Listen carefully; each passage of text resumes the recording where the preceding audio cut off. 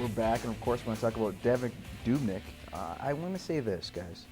I'm not going to blame him from yesterday's loss, because I think at least 3 of those 4 goals, he couldn't do anything about it. His team coughed up the puck, and it's Chicago. What are you going to do?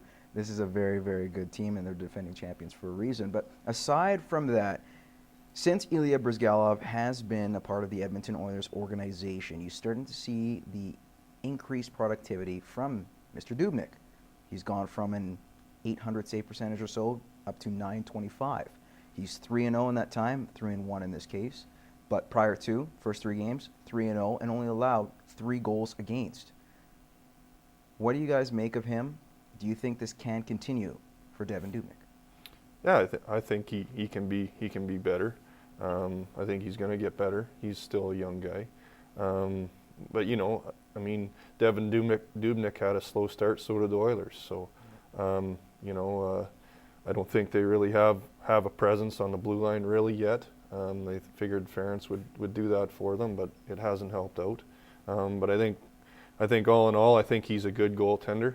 And, you know, maybe bringing Bryzgalov in does push him a little bit. I know, you know, whoever you are, it's going to push you. You got a guy with breathing down your neck. I assume it's going to make you say, "All right, I got to focus." It's a competitive game. You're winning. You're looking to win games every time you hit the ice. But at the same time, if you have a player that's in practice with you, that's pushing you, practice after practice, game after game, that you know you look over your shoulder that if I'm not playing well, he's going to go in that, and if he goes on a run, guess what? I'm going to be sitting holding that gate for quite a long time.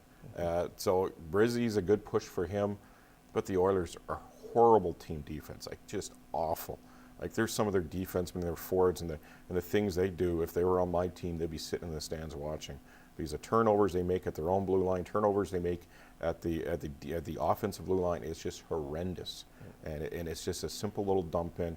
It's, you know, they're going more east-west and north-south, and it's really frustrating to watch. Yeah, I don't think those young guys have caught on to the defensive schemes yet. I mean, you got Boyd Gordon, that's probably about it in my estimation, that you know, has proven himself as a defensive, well-structured. You got some young forwards on that team that I think they have a hard time spelling defense. All right, guys, we're going to move on to Roy Ellison. If you're not familiar with his name, I'm sure you will once you hear this story. He was the NFL umpire that got suspended for a game for, I guess, throwing out some expletives towards a Washington Redskins player. Guys, now you're a referee. Mm-hmm. I want to get your take on this, because a lot of times you'll see players mouth off to referees or mouth off to other players. Was this fair and right for a referee, an umpire, to get called the way he did and get suspended by the National Football League? Well, I guess it depends on all of what you say. I mean, we're always instructed, and we always instruct the younger officials to treat disrespect with respect. This is what he said. Well, I'm going to clean it up. He said he referred to one of the players as garbage expletive, disrespectful expletive. So you can kind of fill in the blanks there for yourself in your imagination. But, you know, how far is too far? And is this the right call by the National Football League to suspend the guy? He's suspended without pay, but the Referees Association is saying, you know what, this is uncalled for. He wasn't given the due diligence in terms of going through the actual investigation. Yeah. Well, and as an official, you have a rule book that you can apply at any time when you feel that it's crossed the line. And as an official, there's certain things you can't say. And when it's derogatory and straightforward stuff that you wouldn't say on the street, you can't get away with on the street. There's no room for it on the sports field at all. So you gotta, as an official, you gotta watch what you say.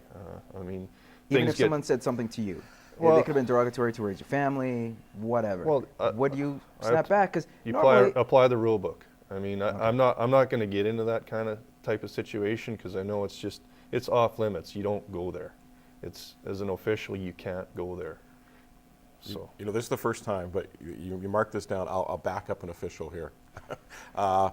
You know what? And he was getting trash talked. He was getting talked to, and there were sayings of racial slurs towards this umpire. An official, doesn't matter what sport it is, has to have a thick skin, like a very thick skin. And when your temper is getting out of control as an official, you have to count to 20. And if that doesn't work, count to 50. You know, and you have to control yourself, because I know just not a short time ago we had an official swear at our bench, and it was heard by everybody on the bench. And did we say anything afterwards? No, because we realize he's in a tough spot. We have our players going after and complaining about this or that, and sometimes a thick skin doesn't last too long for an official, and so be it. All right, guys. Tom Brady, Peyton Manning finally had Madden Bowl 14, or whatever you want to call this. I don't know. But in this installment, it was very interesting. You had a guy playing in cold weather, and that's Peyton Manning, who's very unsuccessful, but you had a guy like Tom Brady, who's a master in whatever climate. You could put him on the planet Pluto for all we care. He could still throw for 350 yards and 4 touchdowns. Once again, Brady proved, and the Patriots proved, to be victorious over Peyton Manning. What do you guys say of this? Does this ruin Manning's aura of being this great quarterback? I don't think so.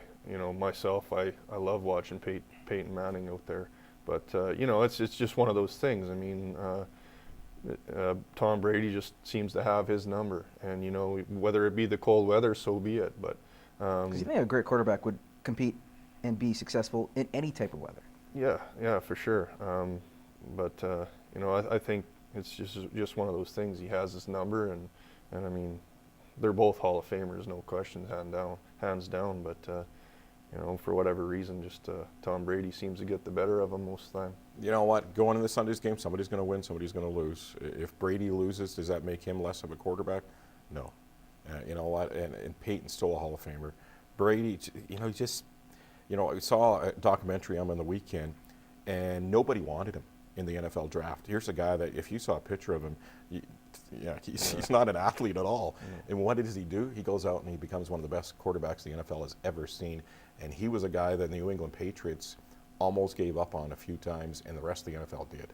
Oh, well. All right, guys. Well, let's get to that game, because it did go to overtime. There's 2 games that went to overtime. Different results. Of course, the Patriots winning in overtime. You had a tie between the Packers and the Vikings. Now, here's the difference. You had Bill Belichick and the Patriots decide, they won the toss and decide to take the win, not the ball. It's very odd. And then you also have the Packers and Vikings who decided to say, you know what, we're going to go to a second overtime. You mean that doesn't happen? So they ended up in a tie, not realizing there's only one overtime during the regular season. So what was the biggest blunder? Bill Belichick and the fact that they decided to take that big gamble and not take the ball when they won the coin toss, or the fact you had 2 teams didn't even know the rules?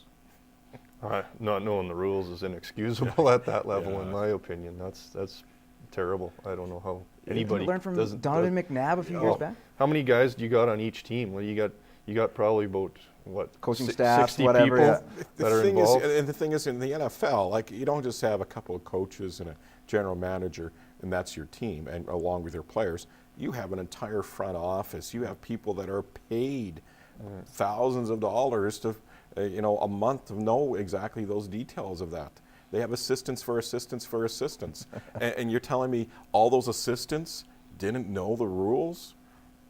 That's not good. Well, it gets down to 3 minutes left with, 4th and 2, on your 45-yard line, maybe we should probably go for it or something, It was definitely interesting, we'll say that. But we're going to take a quick commercial break, and we're going to have something interesting for you guys afterwards. We got over-under coming up.